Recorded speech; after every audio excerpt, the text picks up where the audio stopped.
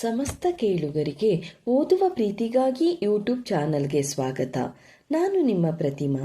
ಈ ವಿಡಿಯೋ ನೋಡುತ್ತಿರುವ ನೀವು ದಯವಿಟ್ಟು ಈ ಚಾನಲ್ ಅನ್ನು ಸಬ್ಸ್ಕ್ರೈಬ್ ಮಾಡಿ, ಲೈಕ್ ಮಾಡಿ. ಈ ದಿನ ನಾನು ಪೂರ್ಣಚಂದ್ರ ತೇಜಸ್ವಿರವರ ಚಿದಂಬರ ರಹಸ್ಯ ಈ ಕಥೆಯ 21ನೇ ಅಧ್ಯಾಯವನ್ನು ಓದುತ್ತಿದ್ದೇನೆ. ಅಧ್ಯಾಯ 21. ಒಳ್ಳೆಯದಾಯಿತು. ಅವರು ಎಂಥ ವಿಜ್ಞಾನಿನೇ? ದೇವರಿಲ್ಲ ಅಂತ ಹೇಳಿದರೆ ತಂದೆ ತಾಯಿ ಇಲ್ಲದೆ ಮಕ್ಕಳು ಇರೋದಕ್ಕೆ ಸಾಧ್ಯನಾ? ಏನು ವಿದ್ಯಾವಂತರೋ ಏನೋ ಎಂದು ಡಾಕ್ಟರ್ ಪಾಟೀಲರ ಬಗ್ಗೆ ಕೃಷ್ಣೇಗೌಡ ಗೊಣಗಿದ. ಅವನಿಗೆ ಜಯಂತಿ ಆ ದಿನ ಕಾಲೇಜಿನಲ್ಲಿ ನಡೆದ ಘಟನೆಗಳನ್ನು ಹೇಳುತ್ತಿದ್ದಳು.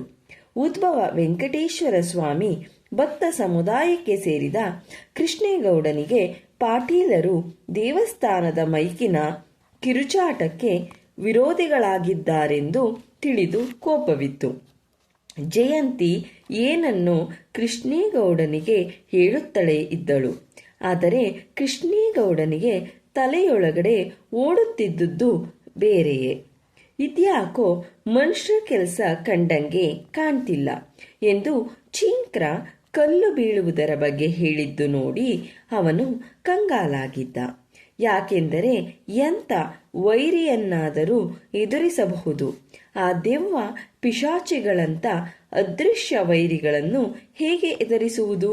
ಕಲ್ಲು ಬೀಳೋದು ತಾನೇ 4 ದಿನ ಬೀಳ್ತದೆ, ಆಮೇಲೆ ತಾನಾಗೆ ನಿಲ್ತದೆ ಎಂದುಕೊಂಡ. ಆದರೆ ನಿಜವಾಗಿಯೂ ಅವನಿಗೆ ಇದಕ್ಕಿಂತ ಮುಖ್ಯವಾಗಿ ತಲೆ ಕೊರೆದು ತಿನ್ನುತ್ತಿದ್ದುದು ಎಂದರೆ ಕೃಷ್ಣೇಗೌಡರ ದಾಸ್ತಾನಿನ ಏಲಕ್ಕಿ ಎಲ್ಲವನ್ನು ಹರಾಜಿನಲ್ಲಿ ಕೂಗಿ ಯಾವನೋ ಕೊಂಡುಕೊಂಡಿದ್ದ. ಈ ರೀತಿ ಲಕ್ಷಾಂತರ ರು ಮಾಲುಗಳನ್ನು ಒಮ್ಮೆಗೆ ಬಿಕರಿ ಮಾಡಿದವ ಯಾರು ಎಂದು ತನಿಖೆ ಮಾಡಲಾಗಿ ಕೃಷ್ಣೇಗೌಡನಿಗೆ ಸಿಡಿಲು ಹೊಡೆದಂತೆ ಅರಿವಿಗೆ ಬಂತು.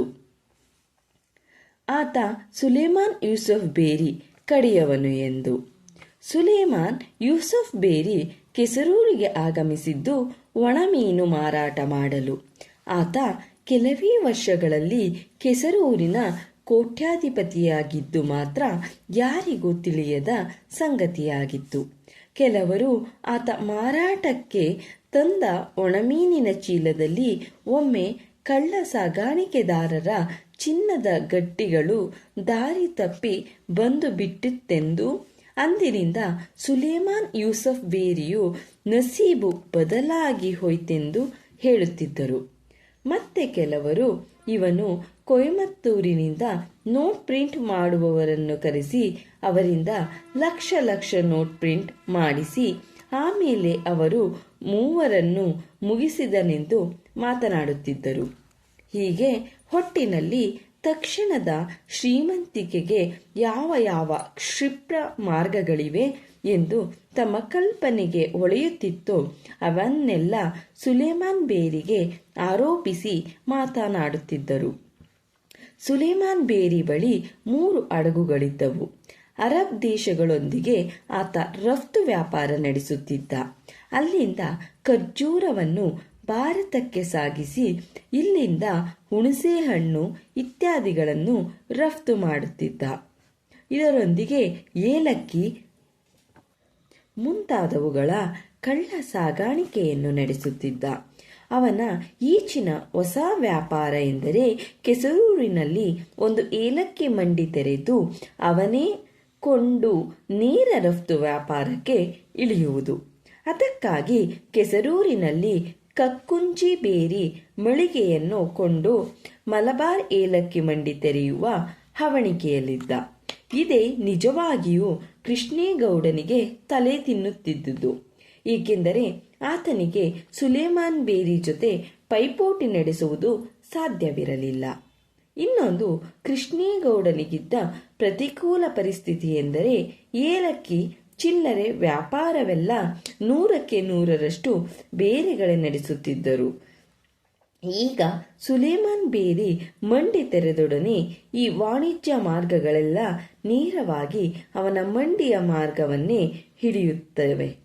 ಸುಲೇಮಾನ್ ಬೇರಿ ಕಳ್ಳ ಸಾಗಾಣಿಕೆ, ಲಂಚ, ಅರಣ್ಯನಾಶ ಮುಂತಾದವನ್ನನೇಕವನ್ನು ನಡೆಸಿದ್ದರೂ ಕೆಸರೂರಿನ ಜನರ ತಲೆಗೆ ಇವ್ಯಾವು ತಾಗಿಯೇ ಇರಲಿಲ್ಲ. ಆದರೆ ಸುಲೇಮಾನ್ ಬೇರಿಯ ಅಪಾಯ ಅವರಿಗೆ ತಟ್ಟಲಾರಂಭಿಸಿದ ರೀತಿಯೇ ಬೇರೆ. ಸುಲೇಮಾನ್ ಬೇರಿ ಹೋದಲ್ಲೆಲ್ಲ ತನ್ನ ಕಡೆಯ ಜನಗಳಿಗೆ ಕೆಲಸ ಕೊಡುತ್ತಿದ್ದ. ಎಲ್ಲೆಲ್ಲಿ ಯಾವ್ಯಾವ ಕಾಂಟ್ರಾಕ್ಟು ಹಿಡಿಯಲಿ, ಎಲ್ಲೆಲ್ಲಿ ಇದ್ದಿಲು ಮಾಡಲು, ಅರಣ್ಯದ ಕೂಪು ಮಾಡಲಿ, ಅಲ್ಲೆಲ್ಲ ನೂರಾರು ಕೇರಳ ಬೇರಿಗಳು ಬಂದು ಬೀಡು ಬಿಡುತ್ತಿದ್ದರು. ಅವರು ಹಾಕಿದ ವಠಾರದ ಜಾಗಗಳನ್ನೆಲ್ಲ ಸುಲೇಮಾನ್ ಬೇರಿ ತಹಶೀಲ್ದಾರರು, ರೆವಿನ್ಯೂ ಇನ್ಸ್ಪೆಕ್ಟರು, ಸರ್ವೇಯರ್ಗಳು ಇವರನ್ನೆಲ್ಲ ಹಿಡಿದು ಲಂಚದ ಬುಟ್ಟಿಗೆ ಬೀಳಿಸಿ ಅವರಿಗೆ ಮಂಜೂರಾಗುವಂತೆ ಮಾಡುತ್ತಿದ್ದ. ಈ ದೊಡ್ಡ ದೊಡ್ಡ ಸಾಬರ ವಠಾರಗಳನ್ನು ನೋಡುತ್ತಿದ್ದಂತೆಯೇ ಕೆಸರೂರಿನ ಜನರ ಕಣ್ಣು ಕೆಂಪಾಗತೊಡಗಿತು. ಮಸೀದಿಗಳೆದ್ದು ಮೈಕುಗಳ ಕೂಗಾಟ ಆರಂಭವಾದೊಡನೆ ಸುಲೇಮಾನ್ ಬೇರಿಯ ಉದ್ದೇಶ ಅರ್ಥವಾಗತೊಡಗಿತು. ಬೇರಿ ಹಣ, ಧರ್ಮ, ರಾಜಕೀಯಗಳನ್ನೆಲ್ಲ ಒಂದರೊಳಗೊಂದು ಸೇರಿಸಿ ಬಲವರ್ಧನೆ ಮಾಡಿಕೊಳ್ಳತೊಡಗಿದ. ಕೆಸರೂರಿನ ಒಕ್ಕಲಿಗರು, ಲಿಂಗಾಯಿತರು ಇತ್ತ ತಮ್ಮ ಆಸ್ತಿಪಾಸ್ತಿ ತಮ್ಮಲ್ಲೇ ಉಳಿಸಿಕೊಳ್ಳಲು ತಮ್ಮಲ್ಲೇ ಹೆಣ್ಣು ಕೊಟ್ಟು ತರುತ್ತಾ ತಮ್ಮ ಕುಟುಂಬ ರಕ್ಷಣೆ ನಡೆಸುತ್ತಿರಬೇಕಾದರೆ ಅವರಿಗೆ ಸುಲೇಮಾನ್ ಬೇರಿಯ ಸವಾಲು ಬಂದದ್ದು ತಿಳಿಯಲೇ ಇಲ್ಲ. ಸುಲೇಮಾನ್ ಬೇರಿ ಕಡೆಯವರೊಂದಷ್ಟು ಜನ ತಾಲೂಕು ಬೋರ್ಡ್ ಮೆಂಬರುಗಳಾಗಿ ಬಂದು ನಮ್ಮ ಕೆಸರೂರಿನ ಪಟೇಲ್ ಪಾಳೇಗಾರರುಗಳ ಪಕ್ಕ ಕುಳಿತರು. ಕೆಸರೂರಿನ ಒಕ್ಕಲಿಗರು, ಲಿಂಗಾಯತರು ಗಾಬರಿ ಬಿದ್ದರು. ಕೃಷ್ಣೇಗೌಡನಿಗೆ ಕೆಸರೂರಿನ ಸಂಸ್ಕೃತಿಯ ಅವಾಸನವನ್ನು ಅದರ ವಿಸ್ತೃತ ಸ್ವರೂಪದಲ್ಲಿ ಅರಿಯಲು ಸಾಧ್ಯವಿಲ್ಲದಿದ್ದರೂ ತನ್ನ ಅನುಭವಕ್ಕೆ ಬಂದ ರೀತಿಯಲ್ಲಿ ಗ್ರಹಿಸಿ ಕೆಸರೂರಿಗೆ ಏನು ಕೇಡುಗಾಲ ಬಂದಿದೆ ಎಂದು ಶಂಕಿಸಿದ. ಅದಕ್ಕೆ ಸರಿಯಾಗಿ ಆತನ ಮನೆ ಮೇಲೆ ಕಲ್ಲು ಬೀಳುವ ಹೊಸದೊಂದು ಸಮಸ್ಯೆ ಉದ್ಭವವಾಗಿತ್ತು. ಕೆಸರೂರು ನಾಶವಾಗುತ್ತಿತ್ತು. ಕಾಡಿನ ಮೂಲಕ, ಮತಧರ್ಮಗಳ ಮೂಲಕ, ಕೊನೆಗೆ ಜೋಗಿಹಾಳರ ಸಾವಿನ ಮೂಲಕವೂ ಸಹ. ಧನ್ಯವಾದಗಳು.